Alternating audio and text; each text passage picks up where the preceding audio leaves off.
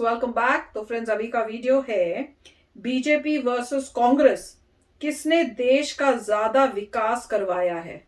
चलो देखें भैया क्या कहते हैं। तो वीडियो शुरू करते हैं, पर वीडियो शुरू करने से पहले अगर आप चैनल पर नए हो और आपने अभी तक सब्सक्राइब नहीं किया है तो जल्दी से पहले सब्सक्राइब के बटन और बेल आइकन को क्लिक कर लो ताकि आपको हमारे सारे न्यू वीडियोस के नोटिफिकेशन मिल जाए जैसे हम अपलोड करें। अगर आपको वीडियो पसंद आता है प्लीज लाइक एंड शेयर। चलिए शुरू करते हैं। हाँ, पर शुरू करने से पहले मेरा भी दिमाग में एक बात आई कि चलो आप कंपेयर तो करो किसने देश को ज्यादा विकास किया, ये भी तो देखो कौन कितने टाइम तक पावर में भी रहा है। वो तो बहुत इंपॉर्टेंट है क्योंकि बीजेपी को आए हुए कितना टाइम हुआ है ड्यूरेशन में देखिए। हाँ, वैसे देख के फिर पता चलता। आई होप उन्होंने ये वीडियो में वो भी नोट करके उसके हिसाब से किया हो। तो चलो शुरू करते हैं। हेलो फ्रेंड्स, मैं हूं गौरव और ये तो आपको पता ही होगा कि 28 दिसंबर 1885 को कांग्रेस का जन्म हुआ था और 6 अप्रैल 1980 यानी 100 सालों बाद भारतीय जनता पार्टी का जन्म हुआ, जो कि आज इंडिया की रूलिंग पार्टी है। तो इन दोनों में से बेहतर कौन है? क्या आपने कभी ये सोचा है कि इन दोनों ही पार्टियों ने देश और देशवासियों के लिए क्या क्या किया है? जैसे कांग्रेस ने 2009 से 2014 के बीच में पर डे 11.7 किलोमीटर्स की रोड बनाई थी, लेकिन बीजेपी ने 2014 से 2019 में पर डे 27 किलोमीटर की रोड बनाई और आज 37 किलोमीटर पर डे की स्पीड से हाईवेज बन रहे हैं। तो क्या इंडिया के लोगों का बीजेपी को पावर में लाना सही था? अब इससे पहले कि आप झटाक से फैसला करो, एक पॉलिटिकल पार्टी तो तभी अच्छी होती है ना जब वो देशवासियों से किए अपने वादों को पूरा करे, है ना? पर रिपोर्ट्स के मुताबिक बीजेपी सरकार ने 2014 कैंपेन में किसानों से किए अनाज के मिनिमम सपोर्ट प्राइस यानी जिस प्राइस पर गवर्नमेंट किसानों से अनाज लेती है उसे बढ़ाने के वादों को आज तक पूरा नहीं किया, जिसके चलते अब इंडिया भर में किसान आंदोलन हो रहे हैं। यानी अगर इस एंगल से बीजेपी को देखा जाए तो बीजेपी शायद कांग्रेस से हार जाएगी, पर सिर्फ इससे भी फैसला हो सकता है क्या? और इसीलिए भाई लोग मैं लेकर आया हूं आज का ये वीडियो जिसमें हम डिटेल्ड कंपैरिजन करेंगे इन दोनों पॉलिटिकल पार्टीज का। So let us get on with today's video titled BJP versus Congress. शुरू करो।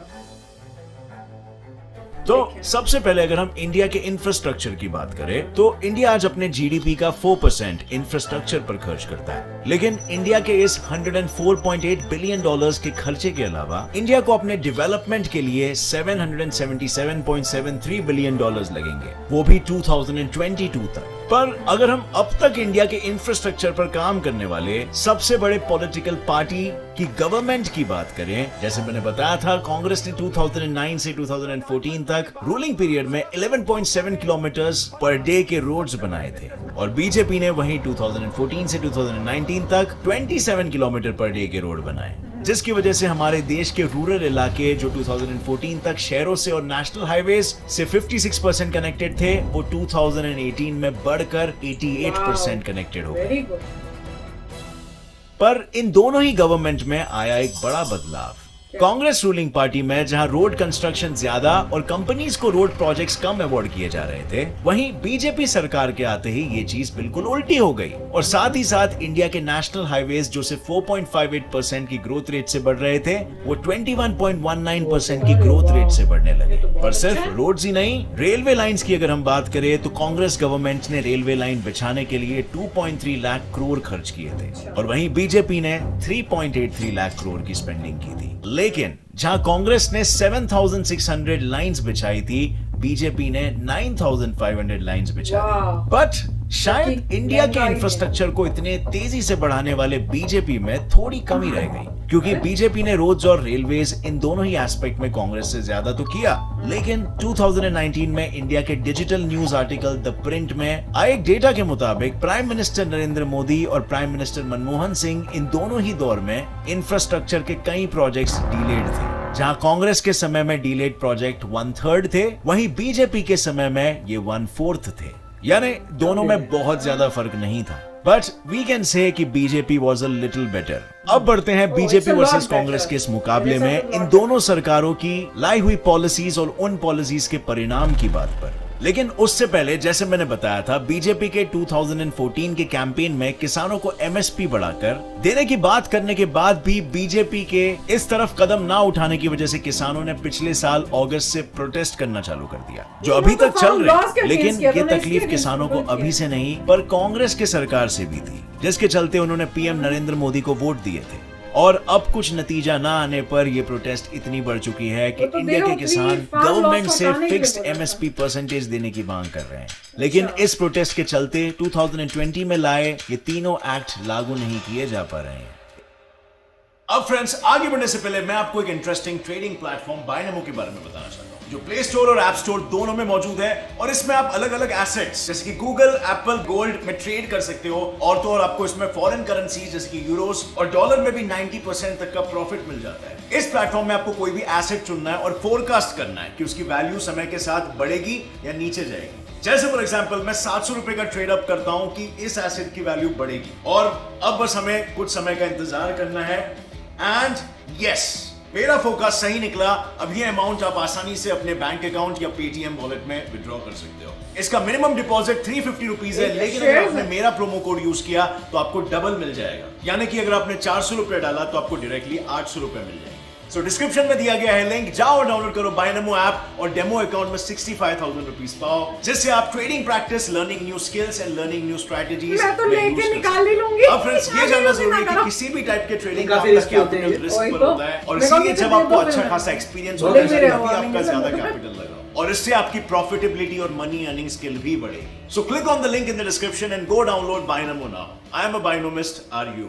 इसके अलावा अगर बात करें दोनों रूलिंग पार्टी की पॉलिसीज की, लॉज की और प्रोग्राम्स की, तो पीएम मोदी ने 2014 से 19 तक make in India, smart cities mission, Beti Bachao Beti Padhao, Jan Dhan योजना, स्वच्छ भारत अभियान, डीमोनेटाइजेशन और जीएसटी जैसे कई कंस्ट्रक्टिव पॉलिसीज को लाए हैं। वहीं अगर कांग्रेस की बात करें तो राइट टू एजुकेशन एक्ट 2009 के तहत 6 से 14 साल के बच्चों को फ्री एजुकेशन, स्ट्रीट वेंडर्स के लिए कानून लाए गए, और इसी तरह 2019 के इलेक्शन के दौरान इन दोनों ही पार्टीज के मैनिफेस्टो बहुत ही सिमिलर थे। लेकिन इन दोनों ही पार्टीज में उस मैनिफेस्टो तक पहुंचने की आइडियोलॉजी अलग थी। जैसे जहां मोदी सरकार आर्टिकल 370 को हटाना चाहती थी, उस दिन से अनुच्छेद 370 के सभी खंड लागू नहीं होंगे। कांग्रेस ने लोगों को कॉन्स्टिट्यूशनल चेंजेस ना लाने का वादा दिया था, जबकि दोनों ही पार्टीज जम्मू एंड कश्मीर की शांति चाहती थी। इस नई व्यवस्था के तहत हम सब मिलकर आतंकवाद, अलगाववाद से जम्मू कश्मीर को मुक्त कराएंगे। पर सिर्फ पार्टीज की पॉलिसीज ही नहीं, अगर हम बात करें कि कांग्रेस ने अपने रूलिंग के समय कॉर्पोरेट्स को जो फंड दिए थे, तो रेलवे मिनिस्टर पीयूष गोयल के मुताबिक इंडिया का बढ़ा हुआ एनपीए कांग्रेस की गलती थी। और एनपीए यानी नॉन परफॉर्मिंग एसेट से यहाँ पर यह मतलब है कि बैंक के कॉर्पोरेट्स को दिए हुए लोन अमाउंट जो वो चुकाते नहीं है। पर सिर्फ कांग्रेस ही नहीं, पीएम मोदी के डीमोनेटाइजेशन के तुरंत बाद जीएसटी की पॉलिसी लाकर इंडिया की इकोनॉमी को लगे धक्के को और गहरा कर दिया गया था, जिससे इंडिया की इकोनॉमी पर असर हुआ था। यानी सरकार चाहे कांग्रेस की रही या बीजेपी की, दोनों के रूलिंग के दौरान इंडियन इकोनॉमी को धक्का जरूर कोविड की वजह लगा। से था। पर अगर पॉलिसीज की बात करें तो बीजेपी ने इंडिया में कांग्रेस से बेहतर पॉलिसीज की शुरुआत की है। अब बारी आ चुकी है इन दोनों ही पार्टीज को उनके इंडिया के डिफेंस के लिए उठाए कदमों पर तोलने की। जैसे इंडिया के वेपन्स डीलिंग की अगर बात करें तो जो इंडिया कभी कांग्रेस के दौरान 15% वेपन्स इंपोर्ट करती थी ना, वो 2016 से 2020 के घट घटकर 9.5% पर तो आ गया है। पर इसके बावजूद आज हमारा इंडिया वेपन्स इंपोर्ट करने वाला सेकंड सबसे लार्जेस्ट देश है। यानी इंडिया अपने जीडीपी का 2.3% डिफेंस पर लुटाता है, जो 1960 से लेकर अब तक में पहली बार हुआ है। क्योंकि जहां बीजेपी टेररिज्म के अगेंस्ट एक्ट करने में बिलीव करती है, वहीं कांग्रेस को डिफेंस वेपन्स को जमा करके खुद को बचाने में बिलीव था, जिसके चलते इंडिया कांग्रेस के दौर में ज्यादातर वेपन्स खरीदता था। और आज इंडिया के major defence weapon suppliers France, Russia, US, South Korea और इजराइल है। हालांकि इंडिया जो कभी रशिया से 76% वेपन्स इंपोर्ट करता था, उसे इंडिया ने घटाकर बस सिर्फ 58% कर दिया है। और इंडिया की गवर्नमेंट का ऐसा करने के पीछे का मकसद यही है कि वो अपने देश को सेल्फ सस्टेन्ड बनाना चाहती है। और इसीलिए अब इंडिया राफेल की डील की बात फ्रांस के साथ करके उसमें पार्टनरशिप रख के वेपन्स की मैन्युफैक्चरिंग को बढ़ावा दे रही है।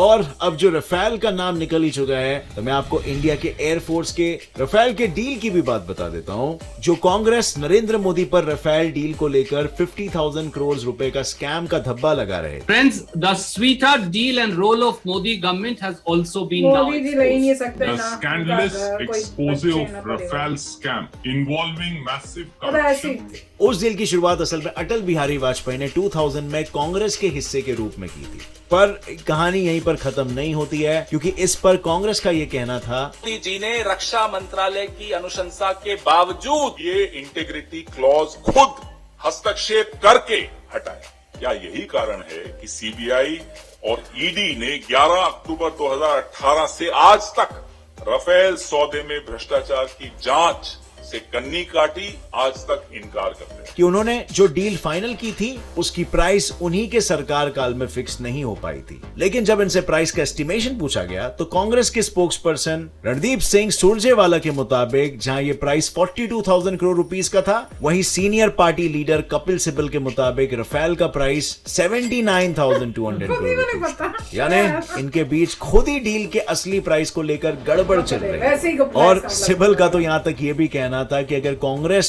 21 करोड़ रुपीस और लगाती तो वो मोदी के मुकाबले 3 गुना ज्यादा रफेल फाइटर्स लेकर इंडिया आती।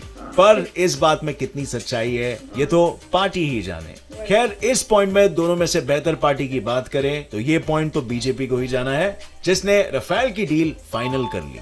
अब भाई लोग, इस पॉइंट के बाद हम एक मेजर इशू के बारे में बात करेंगे, जो है कांग्रेस और बीजेपी के रूल में करप्शन के बारे में। अब आई एम श्योर कि आपने ये मीम्स तो जरूर देखा होगा, पर जिस करप्शन की हम बात करने वाले हैं ना, उसका थप्पा सिर्फ बीजेपी पर ही नहीं बल्कि कांग्रेस पर भी लगा हुआ है। तभी तो पीएम नरेंद्र मोदी ने कांग्रेस के घोटालों की सिर्फ एबीसी सिखाई, लेकिन वहीं बीजेपी चीफ सुब्रमण्यम स्वामी ने इनके घोटालों पर ए से जेड तक की कविता ही लिख दी, जिसका शायद यही मतलब है कि दोनों के रूलिंग पीरियड में घोटालों की कमी ही नहीं थी। लेकिन अगर ग्लोबल करप्शन इंडेक्स की बात करें तो इंडिया 2013 में 94th रैंक पर आता था करप्शन में, और 2018 में इंडिया की रैंकिंग सुधर कर 78 तो और रैंक पर बेटर पहुंच होनी गई। चाहिए। पर बहुत करप्शन को रोकने के लिए कौन सी गवर्नमेंट ने क्या कदम उठाए? वेल, कांग्रेस काल में United Nations convention against corruption को 2011 में ऑफिशियली लाया गया था। साथ ही 2006 में ई गवर्नेंस प्लान लाया था ताकि सिस्टम में मौजूद हर प्रोसीजर आसान हो और लोग करप्शन ना कर पाए। और साथ ही साथ पीएम मनमोहन सिंह ने 2013 में लोकपाल बिल को फाइनली देश की सच्चाई बनाई थी,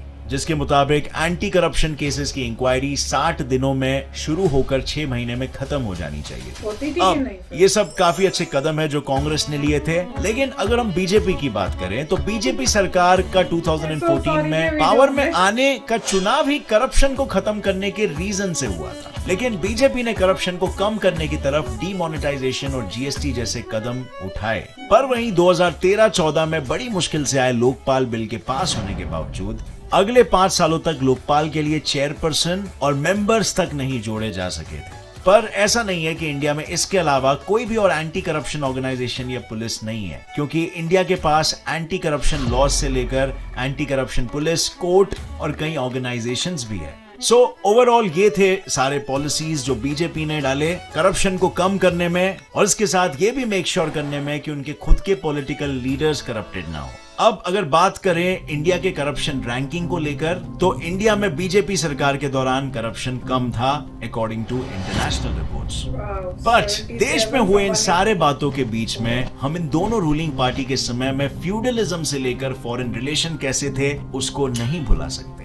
तो इसी पर बात को आगे बढ़ाते हुए मैं आपको फ्यूडलिज्म को आसान भाषा में समझा देता हूँ। राजा का बेटा राजा बनेगा, इस पुरानी प्रथा को फ्यूडलिज्म कहते हैं। और कांग्रेस की फ्यूडलिज्म की बात करें तो लोगों ने पीएम मनमोहन सिंह को देश का पीएम नहीं कांग्रेस का मैनेजर बोल दिया था, जो गांधी परिवार के कांग्रेस लीडर्स के लिए काम करते थे। पर पीएम मनमोहन सिंह भले ही कांग्रेस की वजह से खुलकर देश के लिए काम ना कर पाए हो, उन्होंने पीएम बनने से पहले 1990 में इकोनॉमिक रिफॉर्म्स लाकर इंडिया के इकोनॉमी की शुरुआत ही बदल दी थी। वहीं 2008 में जब इंडिया इकोनॉमिक क्राइसिस से जूझ रहा था, तब भी इकोनॉमी के बोझ तले दबकर जनता की टूटती हुई लाठी को इन्होंने राशन 1 से 3 रुपए सस्ता करने से लेकर लोगों के लिए स्कीम्स निकालकर उन्हें संभाला था। लेकिन कांग्रेस के फ्यूडलिज्म का सबसे बड़ा असर तो कांग्रेस के इन नेताओं पर हुआ जो कांग्रेस छोड़कर बीजेपी में जाने की बात करने लगे, और कितने सारे चले भी गए जिन्हें सालों तक पार्टी में ग्रोथ नहीं मिल रही थी। लेकिन बीजेपी में 22 कांग्रेस एमएलएस के ज्वाइन होते ही कुछ ही टाइम में 11 को तो मिनिस्टर बना लिया, बिकॉज इस पार्टी में फ्यूडलिस्टिक माइंडसेट नहीं था। अब देखो, इंफ्रास्ट्रक्चर से लेकर मैंने आपको इनके फॉरेन रिलेशन तक सब कुछ बता दिया है। हालांकि ऐसी बहुत सी चीजें हैं जो हम इस वीडियो में कवर नहीं कर पाए हैं, पर ये सारी चीजें किसी भी पार्टी के लिए मेजर कैटेगरीज में ही आती है, और इसीलिए अगर इन चीजों के बेसिस पर देखा जाए तो ये कहना गलत नहीं होगा कि बीजेपी और कांग्रेस में जमीन आसमान का फर्क तो नहीं है, लेकिन हालातें बदल भी रही है और बेहतर भी हो रही है, और फिर चाहे वो इंफ्रास्ट्रक्चर हो या करप्शन। तो फ्रेंड्स, अच्छा वीडियो बनाया, उन्होंने कंपैरिजन करने की कोशिश की है बीजेपी और कांग्रेस की, और मुझे सबसे अच्छा लगा कि जनरल जो बाकी चीजें हैं उनको तो उन्होंने नोट किया, पर जो लास्ट में उन्होंने जो बात की थी फ्यूडलिज्म की, वो मुझे पॉइंट बहुत अच्छा लगा, क्योंकि जनरली कोई उसकी बात नहीं करता। हमारे अलावा मैंने अभी तक किसी को भी उस टाइप से वीडियो में उसके बारे में बात नहीं करते हुए सुना। तो अब ये देख के कि जो हमने बोला है, अब बाकी जो है जब वीडियोस बना रहे हो उस पॉइंट को भी कंसिडर कर रहे हैं, वो बहुत ही अच्छी बात है, क्योंकि वही दिख रहा था पर वो बोला नहीं जा रहा था। तो दैट इज वेरी नाइस। और एक चीज थी कि जब ये कंपेयर कर रहे थे कंपेयर बीजेपी को जो भी आई है और पूरे कांग्रेस के टेन्योर को नहीं किया जो कितने सालों से करे। वो सोचो कि इतने सालों में तो कितनी अचीवमेंट्स हो जानी चाहिए, पर उन्होंने क्या किया, पिछले के जो लेटेस्ट थे वो साल बस उसी को कंपेयर किया। तो वो थोड़ा गड़बड़ लग रहा था कि भैया उसको करा, वो कितने टाइम से थे, उनको ये गवर्नमेंट में अभी नए आए हैं, उनको सेटल होने में टाइम लगेगा, प्रोसीजर सब समझ के कंट्री का देखने के लिए कि क्या जरूरत है, कहाँ पे हम लैग करें, वो सब करने में। तो उस हिसाब से अगर आप देखो कांग्रेस कब से कर रही थी, पूरी एक्सपीरियंस थी, सालों से करी, तो उन्हें पहले से पता था कंट्री कहाँ लैग कर रही है, कहाँ पे हमें करना चाहिए। तो वो जो चीजें हैं वो भी कंसिडर करनी चाहिए। पर वीडियो बहुत अच्छा था, और कह रहे हैं भैया बताओ आपको कौन सा अच्छा लगता है, तो बताना अभी कमेंट सेक्शन में कि कौन सा आपको लगती है दोनों पार्टी में से किसने ज्यादा बेटर काम किया है। राइट, मतलब ये मेरे ख्याल से अगर आप डिग करें तो आपको बहुत सारी इन्फॉर्मेशन पता चल जाएगी। उन्होंने कुछ पॉइंट्स हाईलाइट किए हैं, मगर मोस्टली उन्होंने यही दिखाया है कि बीजेपी थोड़ी सी बेटर थी कांग्रेस से। बट अगर आप रियलिटी में देखें, मेरे ख्याल से बीजेपी बहुत ज़्यादा आगे है कंपेयर टू कांग्रेस। अगर आप डेटा लेके आएँ और पूरा अंदर स्टडी करें कि कैसे चल रहा है, और उनकी अप्रोच भी वही बोल रहे हैं, फ्यूडलिज्म नहीं है। अगर आप अच्छा करते हैं पार्टी में ऊपर चले जाएंगे, मतलब ऊपर वाली रैंक आपको मिल जाएगी, आप कोई रोक नहीं रहा नेक्स्ट लीडर बनने के लिए, कोई रोक नहीं रहा। अगर कोई बंदा कोई भी अच्छा कार्य करता है, he can also become leader of the party, leader of the country, कोई रोक नहीं है। दूसरी तरफ आपको यह है कि आप ग्रोथ नहीं कर सकते, इसीलिए वो कह रहे हैं एग्जाम्पल्स थे जहां से लोग छोड़ के उधर चले गए। वो कहते हैं समय से हम कांग्रेस पार्टी में थे, हमारी कोई ग्रोथ नहीं हुई, तो हम छोड़ के बीजेपी में जा रहे हैं, क्योंकि वहां पे कोई भी आगे बढ़ सकता है। तो मेरे ख्याल से ये पॉइंट है। और मेरे ख्याल से अभी जो कितने सारे प्रोजेक्ट्स आ रहे हैं उससे क्लियर हो रहा है कि मेरे ख्याल से बहुत अच्छा कार्य कर रहा है बीजेपी। पहले आपको इतनी इन्फॉर्मेशन ना मिलती थी, ना आपको इतने प्रोजेक्ट नजर आते थे, और समय लगता था इन चीज़ों में। तो मेरे ख्याल से अब देखेंगे, लोग अल्टीमेटली लोग ही डिसाइड करते हैं। जब इलेक्शन होगा तो लोग अपना आंसर करेंगे, जो लोग वहाँ रहते हैं, जो लोग देख रहे हैं, हर जगह पे जो हो रहा है वही लोग डिसाइड करेंगे। तो पता चल जाएगा जब इलेक्शन होते हैं कौन जीतता है, उससे पता लग जाएगा कि कौन सी पार्टी वाकई जीत रही है। तो काफी अच्छा वीडियो था। यस फ्रेंड्स, तो चलो चलते हैं, मिलेंगे नेक्स्ट वीडियो में बहुत ही जल्द। Till then take care and bye bye. तो अगर आप मेरे इस चैनल पे नए हो तो जल्दी से सब्सक्राइब के बटन को हिट करो और बेल आइकन को क्लिक करो, ताकि आपको मेरा जब नया वीडियो मैं लगाऊं आपको उसके बारे में जल्दी से पता चल जाए।